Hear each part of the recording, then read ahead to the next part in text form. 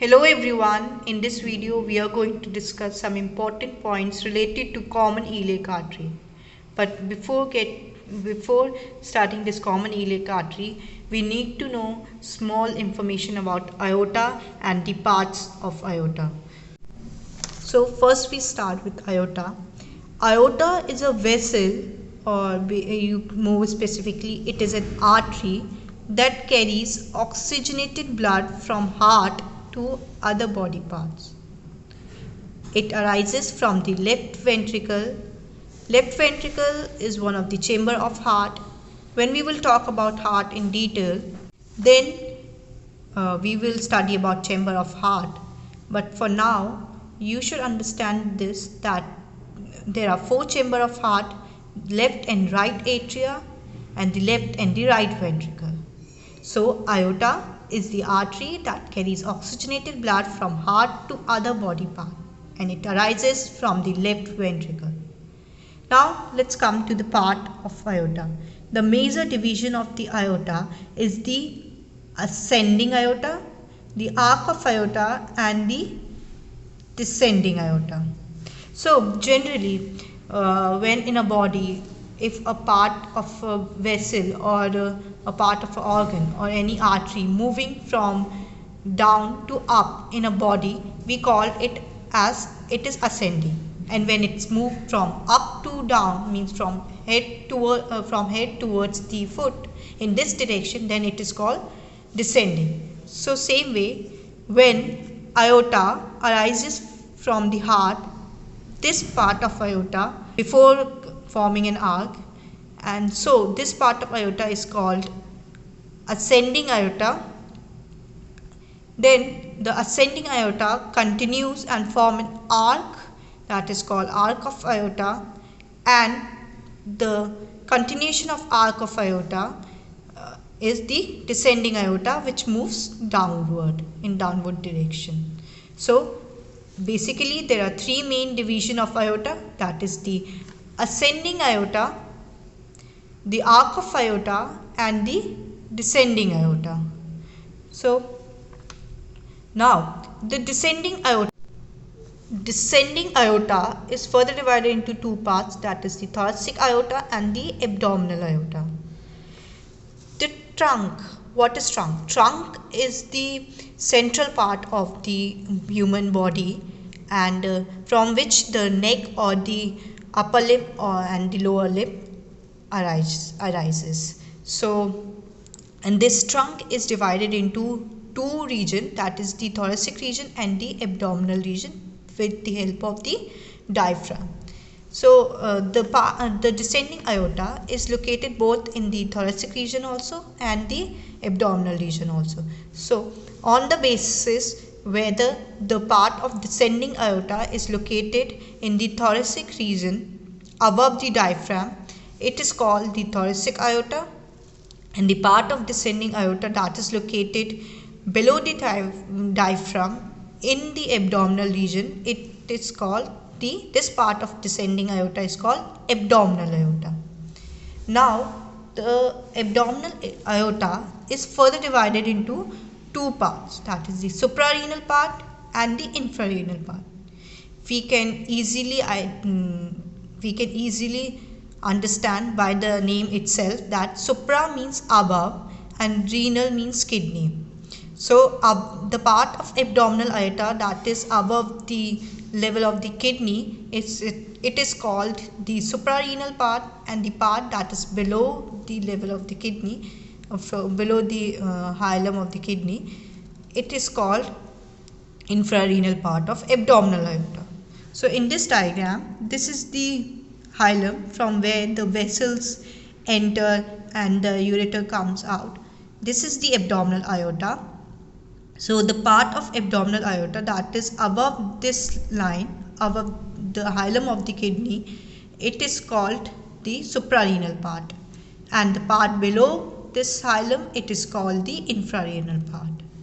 Okay, let's see the parts of aorta in this diagram.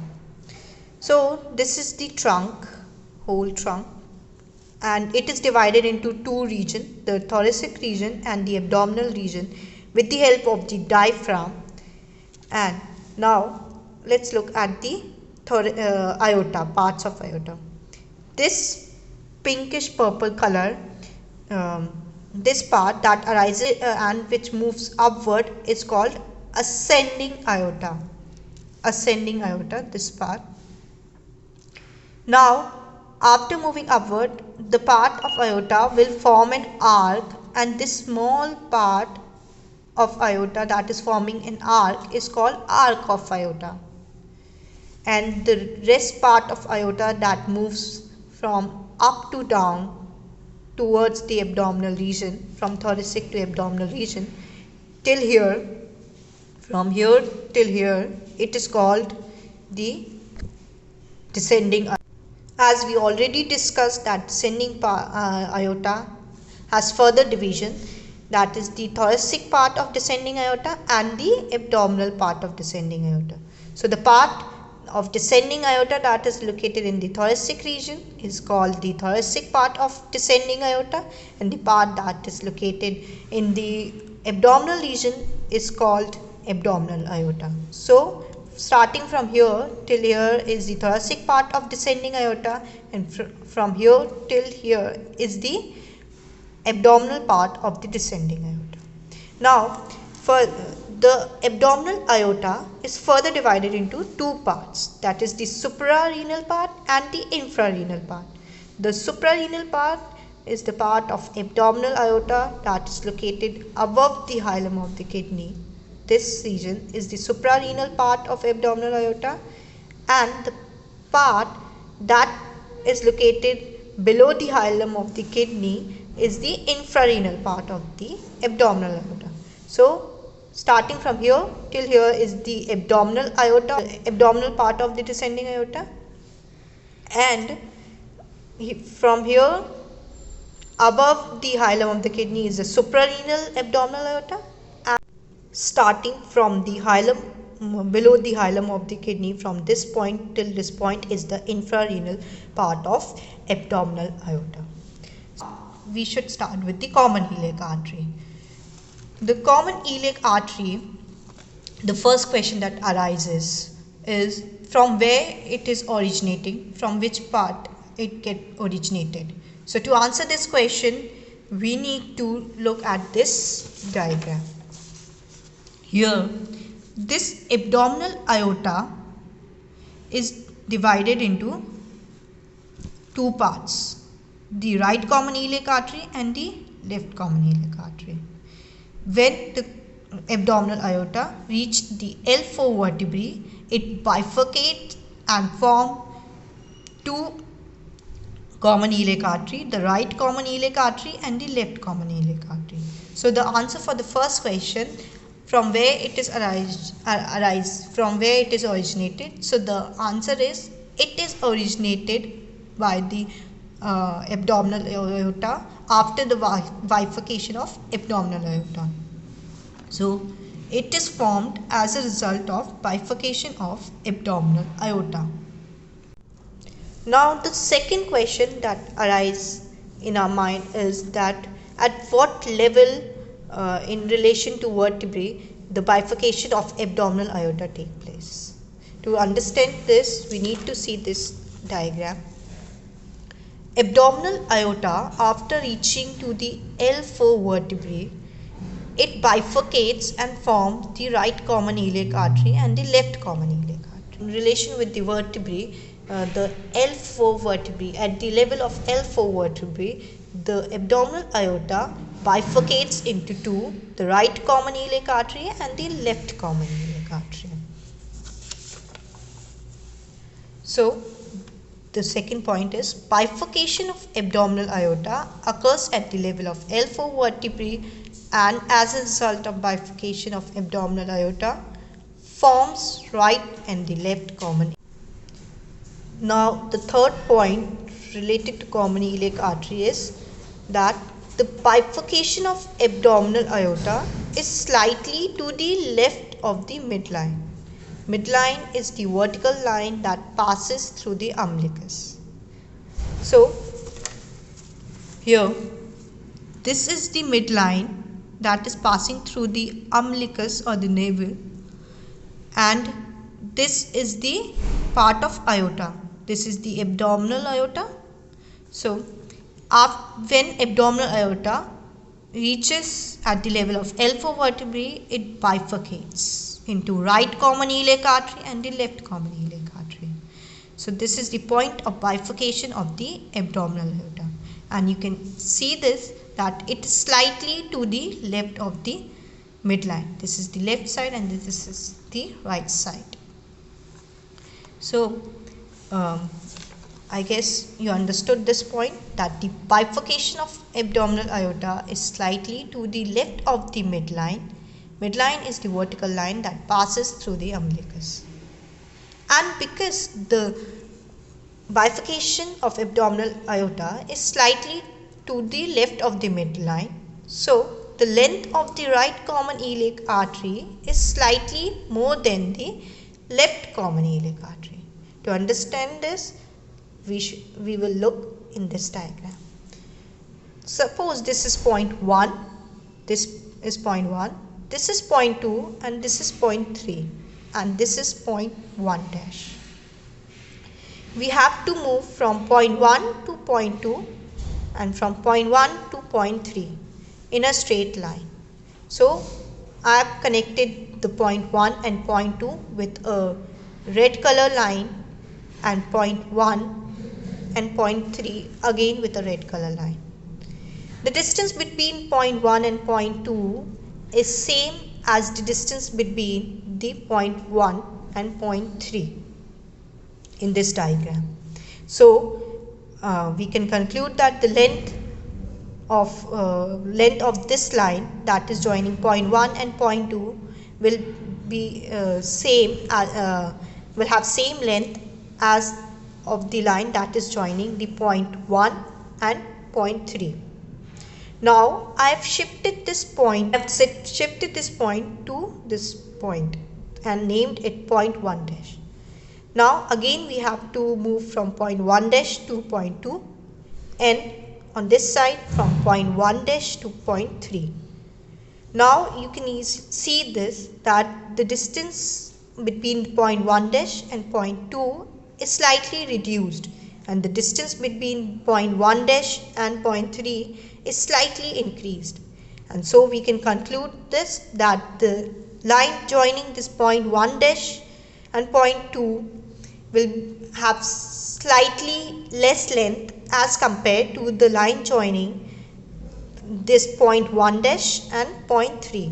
I am talking about this blue line. You can see the length is slightly less as compared to the length of this line that is joining point 1 dash and point 3. So same way here also, when the common iliac artery originated after the bifurcation of the abdominal aorta, it reaches to the sacroiliac joint, and then it further bifurcates into the internal iliac artery and the external iliac artery. And we know that this point of bifurcation is slightly to the left of the midline. So the distance between the point of bifurcation of abdominal aorta and the left side sacroiliac joint is less, as the length of the left common iliac artery will be slightly less as compared to the right common iliac artery. Okay, see this in this also. The left common iliac artery, after reaching the sacroiliac joint, near to the sacroiliac joint, it is forming the internal artery and internal iliac artery and the external iliac artery. Same way on at the other side also. The right common iliac artery divides into internal iliac artery and the external iliac artery. So because the point of bifurcation is slightly towards the left, so there is difference in the length of the right and the left common iliac artery, and this difference is very less. The last point of this video is about the branch of the common iliac artery. So each common iliac artery will, after reaching the sacroiliac joint, will bifurcate and divides into two: the internal iliac artery and the external iliac artery. So the branches of the common iliac artery is the internal iliac artery and the external. So here the right common iliac artery, after reaching near to the right side sacroiliac joint, it bifurcates and form right internal iliac artery and the right external iliac artery. Same with the left common iliac artery, reaching near to the left side sacroiliac joint, will bifurcate to form left internal iliac artery and the left external iliac artery. You can also see in this diagram that when abdominal aorta bifurcate and at the level of L4 vertebrae, it forms right common iliac artery and the left common iliac artery, and the right common iliac artery, after reaching near to the right side sacroiliac joint, it will divide into right external iliac artery and the right internal iliac artery. So now let's have recall what we have learned till now. That the first thing, aorta is an artery that carries oxygenated blood from heart to the other body parts. There are three major divisions of the aorta, that is the ascending aorta, the arc of aorta, and the descending aorta. The descending aorta is further divided into thoracic part and the abdominal part, and the abdominal part is further divided into suprarenal abdominal aorta and the infrarenal aorta. Then we discuss about the common iliac artery. That common iliac artery is formed by the bifurcation of the abdominal aorta at the level of the L4 vertebrae. And then we said that this bifurcation of abdominal aorta is slightly towards the left of the midline. And so the length of the left common iliac artery is slightly less as compared to the right common iliac artery. Then we have talked about the branches. We have discussed about the branches of the common iliac artery. So the branches of common iliac artery are internal iliac artery and the external iliac artery. After bifurcation of abdominal aorta, the left common iliac artery that is formed will move towards the and reach near to the left side sacroiliac joint and bifurcate into the left internal iliac artery and the left external iliac artery. Same way this will happen on the other side. The right common iliac artery, after originating, will reach to the right side near to the right side sacroiliac joint and further divides into the right external iliac artery and the right internal iliac artery. So this is all for today's video. Hope you will learn from this video, and till then, goodbye, stay positive, and if you haven't subscribed to my channel, subscribe it and also hit the bell icon, because I will upload the part 2 of this video. So see you in the next video. Till then, stay positive and be